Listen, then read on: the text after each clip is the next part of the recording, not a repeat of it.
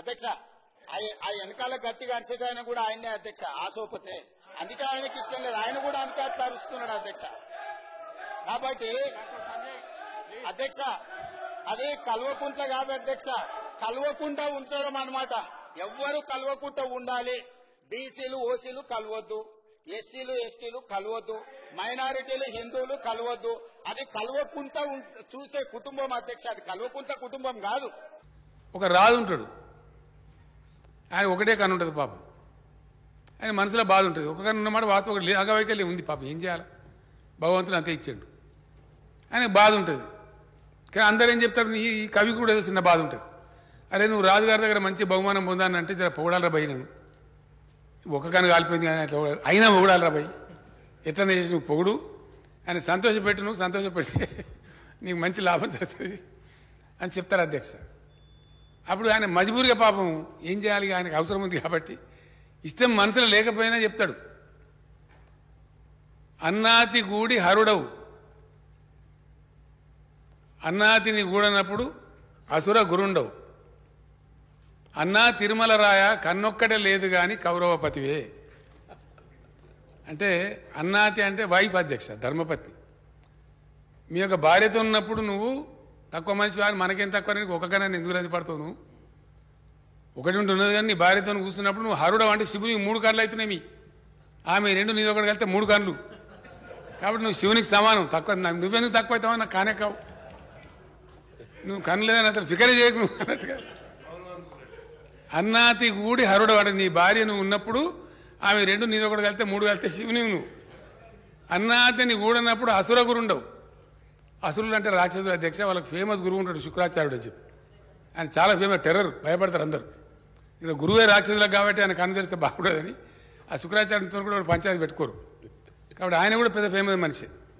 ఆయనను గూడనప్పుడు నువ్వు అసుర గురుడు అంటే ఒకటే కన్ను ఉంటుంది కాబట్టి ఆ శుక్రాచార్య వారికి ఒకటే కన్ను ఉంటుంది అధ్యక్ష. అప్పుడు కూడా నువ్వు శుక్రాచార్య అంతటివి,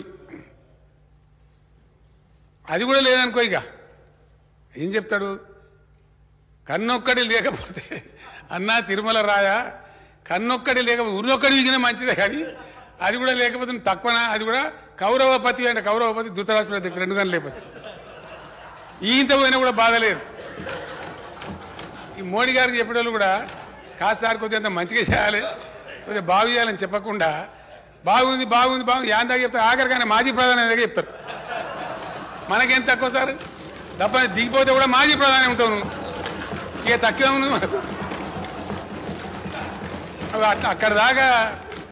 కాబట్టి ఇప్పటికైనా ఈ బిల్లును చర్చ లేకుండా మన సభ అంతా ఏకగ్రీవంగా ఆమోదించి చేస్తే కేంద్ర ప్రభుత్వం మీద ఒత్తిడి తీసుకురావడానికి ఉంటది. మేము ధర్నా చేసినప్పుడు రాలేదు, మాకెట్లాగూ మోడీ గారు ఈ విషయంలో అపాయింట్మెంట్ ఇవ్వలే, మిత్రులు పాయల శంకర్ కి ఢిల్లీలో మంచి ఇన్ఫ్లుయెన్స్ ఉంది, మోడీ గారు అపాయింట్మెంట్ ఇప్పిస్తే మనందరం కలిసి వెళ్లి రాష్ట్రపతి గారి దగ్గర పెండింగ్ ఉన్న విద్యా ఉద్యోగ అవకాశాలకు సంబంధించిన బిల్లు, అదేవిధంగా రాజకీయ స్థానిక సంస్థలలో రాజకీయ రిజర్వేషన్ల బిల్లు, ఇప్పుడు చంద్రశేఖరరావు గారు 50% నియంత్రించుకుంటూ ఏదైతే తెచ్చిండో వారు తెచ్చిన బిల్లు వల్ల పంచాయతీ రాజులో ఎస్సీ ఎస్టీల రిజర్వేషన్లు తీస్తే ఆల్మోస్ట్ 27% పోతాయి అధ్యక్ష, ఇక 23% బీసీలకు వచ్చినాయి.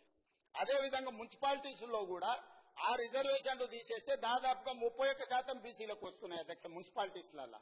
కాబట్టి ఈ రోజు గుదిగ బండగా మారిందే 2018లో టీఆర్ఎస్ పార్టీ తీసుకొచ్చిన 50% పరిమితి చేసిన రిజర్వేషన్ల చట్టమే ఈ రోజు గుదిబండగా మారింది స్థానిక సంస్థలలో. అదేవిధంగా మున్సిపాలిటీస్ లో కూడా ఆ నిబంధననే మనకు అడ్డంకిగా మారింది.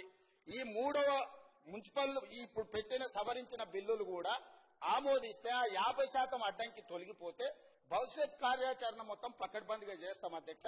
నేను మళ్ళొకసారి మిత్రుడికి నేను మాట ఇస్తున్నా సభా నాయకుడిగా, చిత్తశుద్ధితోని దీన్ని అమలు చేసుకుందాం. దీన్ని చిలువలు పలువలు చేసి మిమ్మల్ని మీరే అవమానించుకోకండి ఒకరిని ఒకరు. ఎందుకు అని అంటే వాళ్ళు బానే ఉంటారు, గంగుల కమలాకర్ పొన్నం ప్రభాకర్ ను అవమానించిన, పొన్నం ప్రభాకర్ ను గంగుల కమలాకర్ ను అవమానించిన, ఇది బలహీన వర్గాలకు సంబంధించిన ఆత్మగౌరవం అధ్యక్ష. ఈ సభలో ఒకరినొకరు మీరు విమర్శించుకొని ఇతరుల ముందు పలచన కాకండి. నేను సభా నాయకుడిగా వారికి సూచన చేస్తున్నా, మీరు కూర్చొని మాట్లాడుకోండి, మీకు మంచి జరిగే సమయం వచ్చింది. ఈ మంచి జరిగేటప్పుడు కలిసికట్టుగా ఉండండి. యజమానులను ఒప్పించడానికి సంతోషపెట్టడానికి పరిశమైన పదజాలం మంత్రుల మీద ప్రయోగించడం వల్ల మీరే చులకనవుతారు. మీకు మంచిది కాదు, ఈ సభ మర్యాదకు గౌరవానికి కూడా మంచిది కాదు. కాబట్టి ఇది చర్చలు కూడా చేయాల్సిన అవసరం లేదు. వాళ్ళు చేసిన పాపాలను మేము ఇక్కడ కూర్చొని కడుగుతున్నాం. 50% నిబంధనలను తొలగించడానికి పెట్టిన బిల్లులు. దయచేసి చర్చనే లేకుండా గంగుల కమలాకర్ గారు ఏకవాక్య తీర్మానం ప్రవేశపెడితే మేమందరం కూడా మద్దతు పలుకుతాం. గతంలో మా నాయకుడు చేసిన తప్పులను మీరు సరిదిద్దుతుండ్రు, ఆ సరిదిద్దే బిల్లులకు మీరు మద్దతు పలకండి అని అంటే సభ మొత్తం ఏకగ్రీవంగా వారికి మద్దతు పలకం పాస్ అయిపోతుంది. అధ్యక్ష, దయచేసి ఆ దిశగా తీసుకెళ్లమని చెప్పి మిమ్మల్ని కోరుకుంటున్నాను. అధ్యక్ష,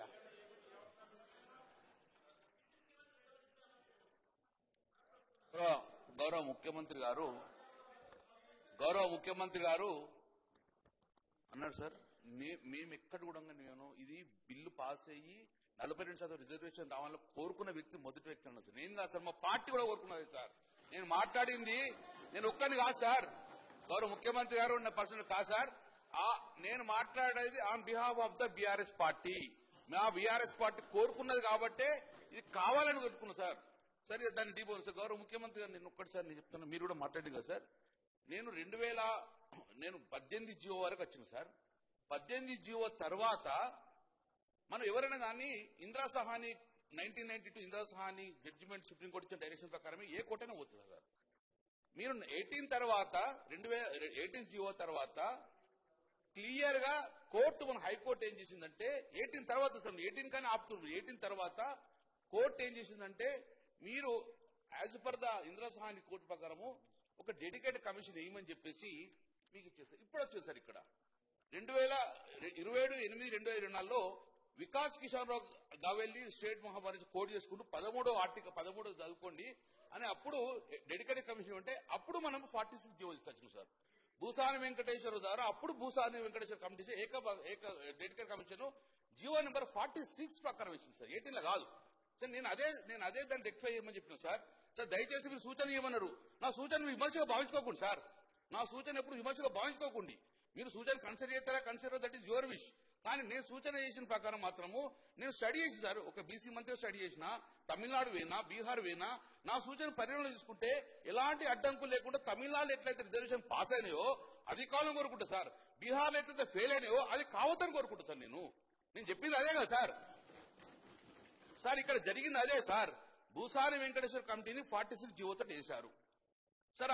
అక్కడ కూడా మీకు క్లియర్ గా కోర్టు కూడా ఏం చెప్తున్నారు 13 పారా చదవమన్నారు సార్. దయచేసి గౌరవ ముఖ్యమంత్రి కూడా 13 పారా క్లియర్ ఏం చెప్పించారంటే డెడికేటెడ్ కమిషన్ ఇవ్వండి, అది కూడా ఆర్టికల్ 340 ప్రకారము, లేకపోతే commission of enquiry act 1952 sir. Please దయచేసి దీన్ని కోడ్ చేసుకోరు సార్.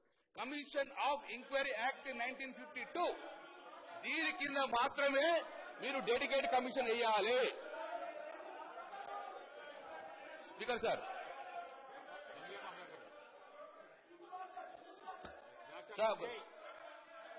సార్